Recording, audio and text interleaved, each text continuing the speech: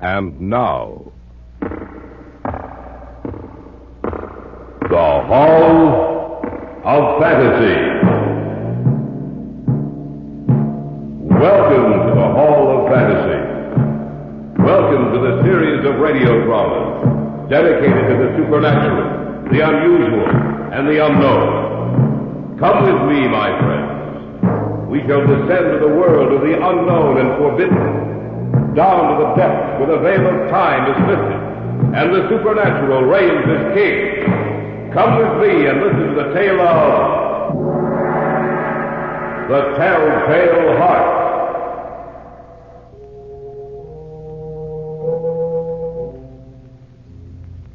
I had nothing against the man.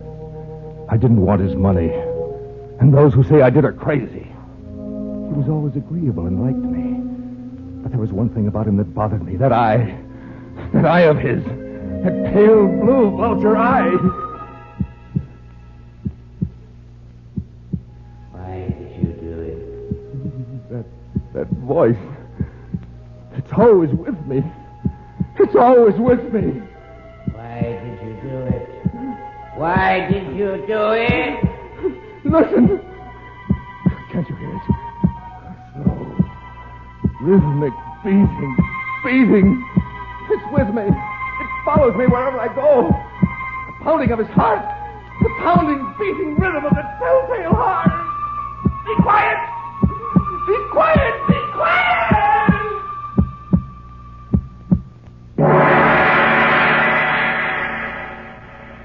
In just a moment, the Hall of Fantasy will present The Telltale Heart. And now for our story. Adapted for radio by Richard Thorne, entitled The Telltale Heart.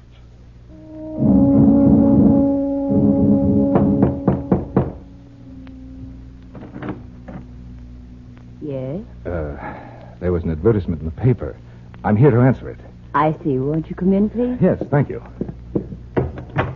Are you the one I'm supposed to see? No, I'm Mrs. Gorman, the housekeeper. Mr. Lawrence, the old gentleman, he's the one you're to see. You'll just wait here. I'll tell him you're here. Yes, thank you, of course. Mr. Lawrence, Yes? someone here in answer to the advertisement you placed in the paper. Send him in, Mrs. Gorman. Sir, Mr. Lawrence will see you now. Thank you.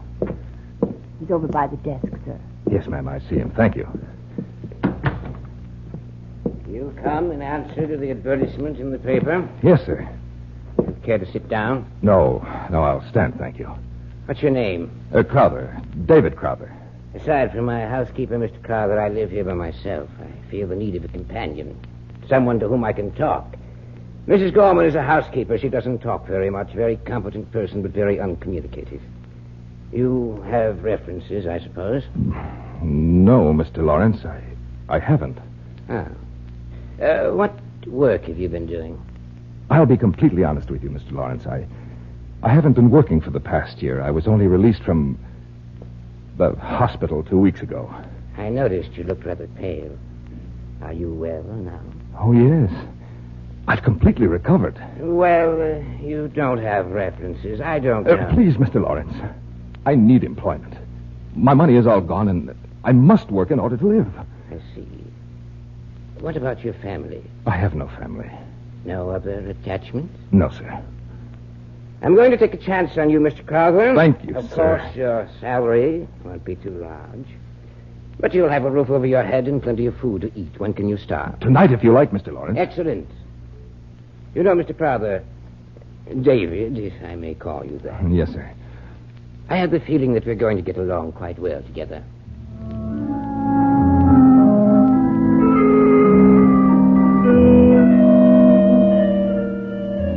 I was with him for several months. I don't know when the idea first entered my mind, but once it was there, it haunted me day and night. It enveloped my brain with its cunning. I had nothing against the man. He was always agreeable and liked me. But there was one thing about him that bothered me. That eye of his. One day I asked the housekeeper about it. Mrs. Gorman. Yes, David? The old gentleman. One of his eyes. Is there anything wrong with it? What? I don't think so, David. I hadn't noticed. To me, one of his eyes resembles that of a vulture. Pale blue it is, with a cloudy film covering it. It didn't bother me at first, and in fact, it doesn't bother me now unless he looks at me, but... Unless he looks at you? Why? Well, every time he looks at me, my blood runs cold. That pale blue vulture eye... I think you're imagining things, David. Yes, Mrs. Gorman. Perhaps I am imagining things. You won't say anything about it to Mr. Lawrence, will you? Of course not, David. I don't know what came over me. Of course, there's nothing wrong with the old gentleman, nothing at all. Yes, but there was. That eye of his. That pale blue vulture eye. Little by little, I began to hate him with all my heart.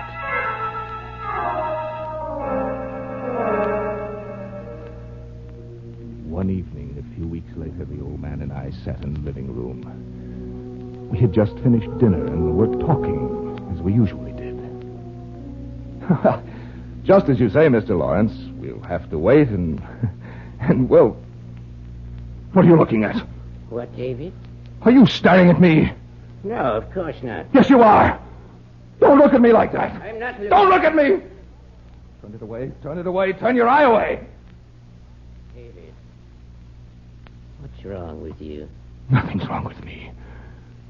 Only your eye. It's like a vulture's.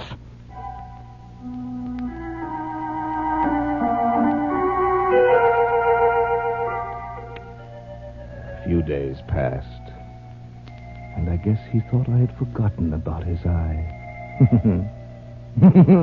But I hadn't. No, I hadn't. And every night about midnight, I'd get out of bed, creep from my room to his. I'd unlatch the door and open it. And then, after it was opened wide enough to stick my head through, I would put in a covered lantern, all closed, so that no light would shine forth.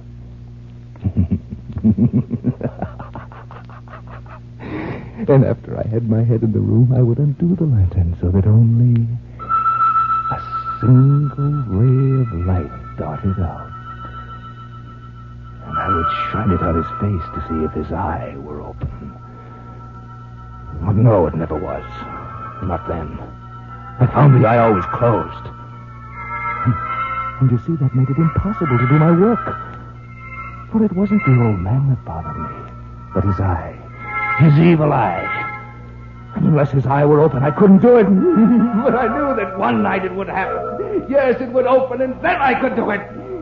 Then I could kill him.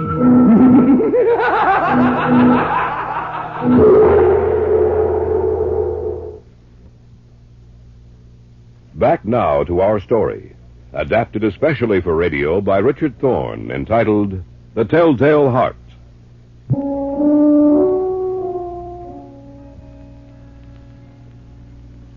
And so I waited. I went out of my way to make him comfortable. I made sure that I never mentioned anything about his eye to him. And every morning I would go into his chamber boldly and ask him, "Well, Mr. Lawrence, did you sleep well last night?" Why, yes, David, I did. You didn't hear anything? Any noises? No, not a one. I'm glad of that. Why? Did you hear anything? No, not a thing. And why did you ask me if I had? Oh, I was just asking Mr. Lawrence. I wanted to make sure. I wanted to make sure.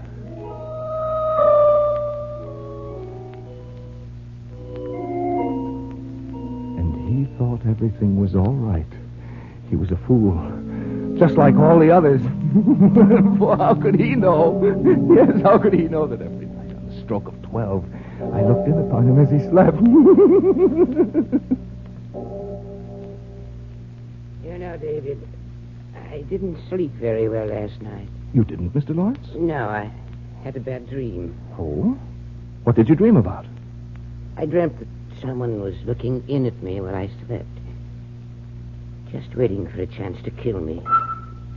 Well, that's just a dream, Mr. Lawrence. Nothing to worry about, you know that. Yes, I guess it was just a dream. Because the only people here are Mrs. Gorman, myself, and neither one of us would hurt you. You know that, don't you, Mr. Lawrence? Yes. I'm I'm glad you're both with me, David. Just the same, I can't seem to get rid of that feeling. It frightens me. Don't worry about a thing, Mr. Lawrence. No, don't worry. I'll take care of you.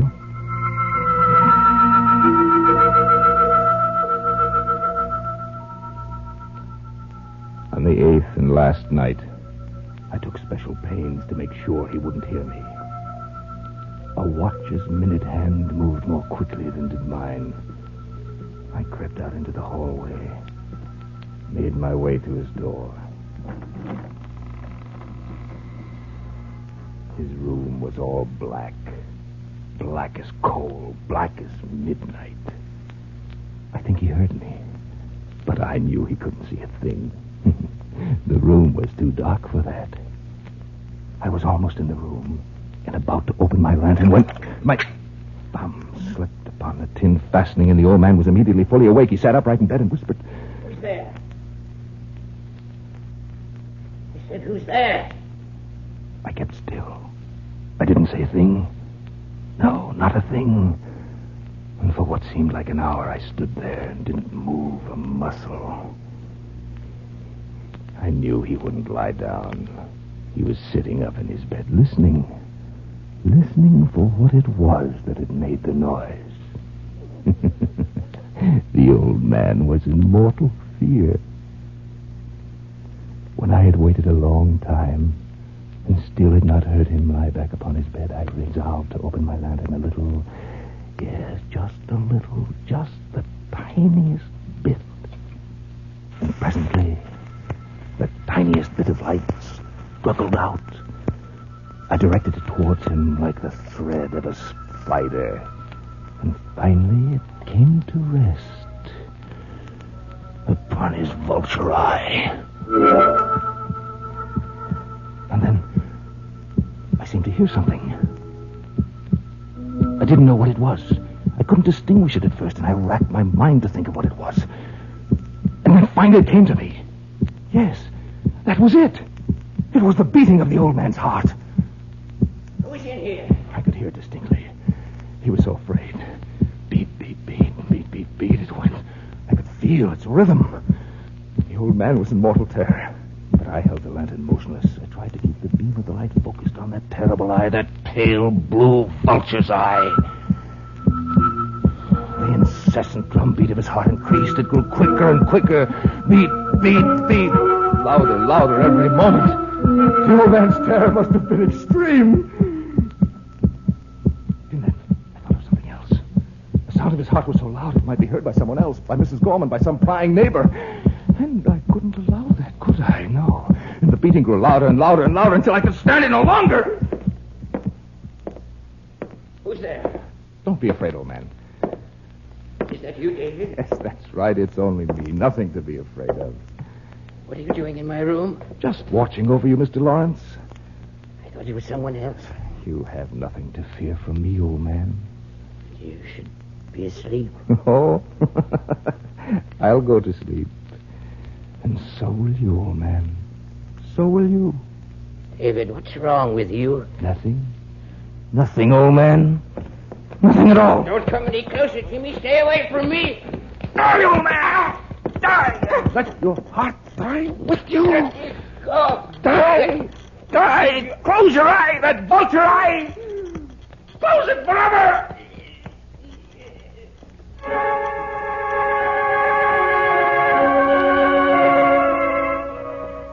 I stood there in the darkness, looking down upon him.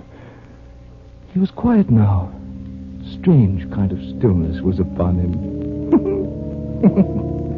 For he was dead. His eye would trouble me no longer, and I knew that I had to dispose of the body. And I racked my brain to think of a place, and then it came to me. Yes, I pulled 3 boards from the floor. I had to work quickly. The blackness of night was fast changing to gray. I placed his body under the flooring very neatly, and then I boarded it up again. I did it so well that even I could hardly recognize the spot under which the body was hidden. Yes, his room looked as if nothing had happened. The striking of the town clock made me realize how late it was. Well, The job was over, and no one would ever be the wiser. Who's there? Mrs. Gorman. Just a moment.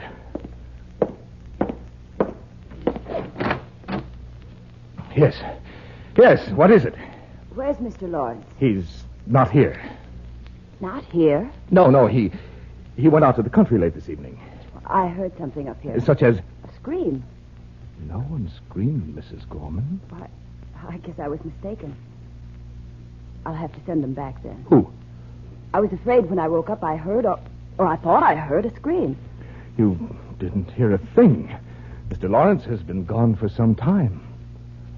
What are you doing up here? I wanted to make sure he hadn't forgotten anything. What you probably heard, Mrs. Gorman, was the neigh of the horse as the carriage carried Mr. Lawrence away. Then I must tell him to go. Who? Who's downstairs? Who is it? Well, I was frightened. I called the police. They're waiting for you downstairs. For both you and Mr. Lawrence.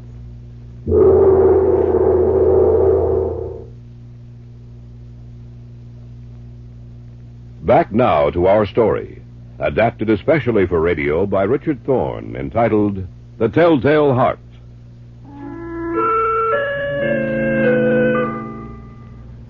I was so sure that no one had heard anything. But Mrs. Gorman, the housekeeper, she must have heard him scream. Or did she hear the beating of the old man's heart? I went downstairs with her. Here's Mr. Crowther, officer. Thank you. Will you be needing me anymore? No, I don't think so. Good night, then. Well, what can I do for you, gentlemen? You'll have to pardon us, sir, for disturbing you. We received a complaint from your housekeeper about some strange noises she heard. Oh, she must be mistaken, officer. Nothing's happened here. The housekeeper said she heard a scream from upstairs. Oh, she must have been dreaming. Perhaps. But I hope you'll excuse us, sir, if we take a look through the house. Why, certainly, officer. I have nothing to hide. Well, where do you want to start, gentlemen? If you'll just show us around. With pleasure. Just follow me. I led them from room to room. I took them all over the house. I wanted to show them I had nothing to hide. I showed them every nook and cranny in the place except the old man's room. I wanted to save that till last. Don't you think this is enough? Finally, I took them into his room, and though they searched it exhaustively, they found nothing. I was quite pleased with myself. That housekeeper of yours must have imagined she heard a scream from up here. Probably just a nightmare. Well, perhaps what she heard was me. Yes, I had a nightmare, and I think I might have been the one she heard. Well, there you are. That's a simple explanation of it. Yeah, I often have nightmares. You know. We ought to go to her room and tell your housekeeper. Don't worry about it, Tom. It wasn't her fault. Yes. Well, as a matter of fact, how will she know who made the noise? She said there was a Mr. Lawrence living here, too. Oh, yes. Where is he now? Well, he isn't here. Well, that's evident. But where is he? Well, he went out to the country for a few weeks. He left tonight. I see. Sorry to have troubled you, sir. No trouble at all, officer. Well, let's get out of here, Ed. We're keeping this gentleman up. If you gentlemen won't think it presumptuous, won't you have a glass of wine with me? I know how it is after you've been up all night. Oh, I don't know, sir. We're not supposed to drink while we're on duty. Yeah, but Ed, we're almost through. Let's have a glass of wine. When we finish here, we can go home. Yes, do have some wine. All right, it's a pleasure. All right, I'll get it for you. And Mr. Lawrence always kept a decanter and glasses on that table. Did you say kept, sir? A slip of the tongue, officer. The hour is late, you know. Don't mind Ed, Mr. Crowther. He's suspicious of everybody. Yes, of course. Well, that's your job. Well, here we are. I hope you like sherry. Mm-hmm. Always have it at home. Good. Glad to hear that. Well, here's yours, sir. Thank you. And yours. Thanks. There. Now, shall we drink to something, gentlemen? Well, let's drink to you, sir, as a sort of apology for interrupting your sleep. Yes. That's very good, you know. You did interrupt me. I wanted to show off. I had seated them in the old man's room. And after all, in a way, this was a celebration, a token of my ingenuity. I'd seated myself on top of the very spot under which I'd hidden the body. We had one glass of wine, then another, and another. We were talking quite freely when I heard it. Oh, won't you gentlemen have enough... What's that? What's what, sir? That noise. That beating. I don't hear anything. Anything wrong, Mr. Crowther? No, nothing. Nothing's wrong. Have some more wine.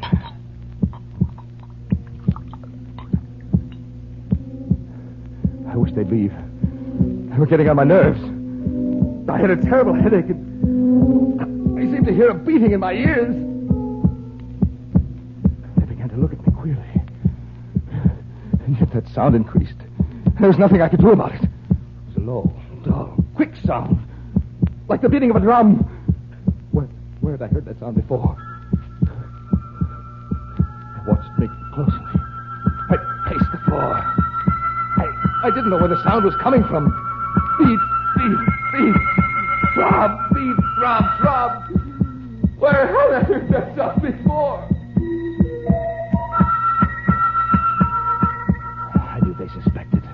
Who wouldn't, with that incessant beating that filled the room that seemed to make the very walls shake with its monotonous beat, that rhythm? Where had I heard it before? Where had I? I knew where I'd heard it before. Beat, throb, beat, throb, beat, beat, beat, yes. I knew where I'd heard it before. It was the beating of the old man's heart. What's the matter, Mr. Crowther?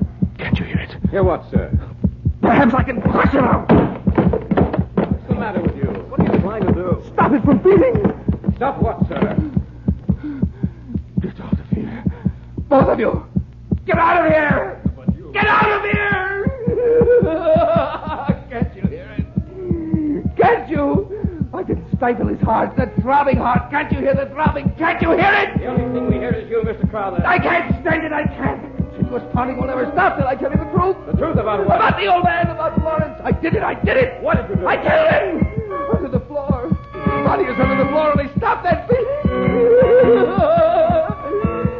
Stop the beating of his telltale heart.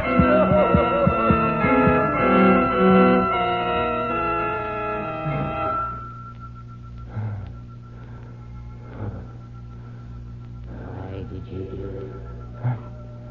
That voice. It's always with me. Always with me. Why did you do it? Why did you do it? Listen.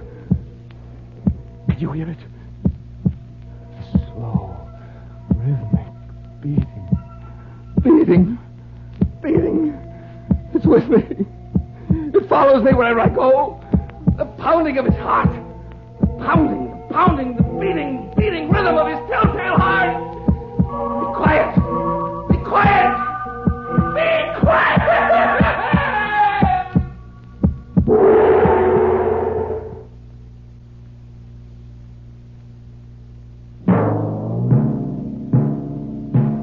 So runs tonight's tale of the unusual, the terrifying, the unknown. Join us again when next we journey down the corridors of the Hall of Fantasy to hear another strange tale of the supernatural. All characters and events portrayed in these programs are fictional, and any similarity to actual events or persons, living or dead, is purely coincidental.